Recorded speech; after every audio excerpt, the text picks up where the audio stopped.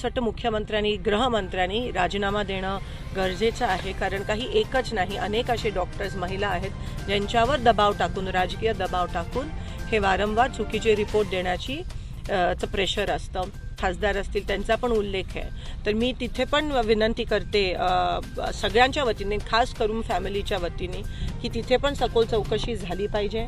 CDRच नाही, कारण का राजकीय नेते तर PA सारखे फोन करत असतात, पण CDRच नाही, लोकेशन घेऊन, कारण का असं नाही हो की एकाची चूक लपवण्यासाठी किंवा पुरावे दाबून टाकण्यासाठी दुसरं काहीतरी वळण ह्या केसला येऊ, दुसऱ्याची बळी जाईल. आणि म्हणून सगळ्यांची सखोल चौकशी झाली पाहिजे. PAचे लोकेशन आणि CDRs चेक केले पाहिजेत. आणि ह्याच्या मागे जे तुम्हाला दिसतंय तसं तेवढं नाही आहे, पण ह्या केसला खूप प्रचंड मोठे प्रमाणात अँगल आहे, धागेदोरे खूप आहेत आणि ते सगळे तपासले पाहिजेत. त्यासाठी SIT नेमणं गरजेचं आहे. एका महिला वरिष्ठ अधिकारी खाली ही SIT झाली पाहिजे.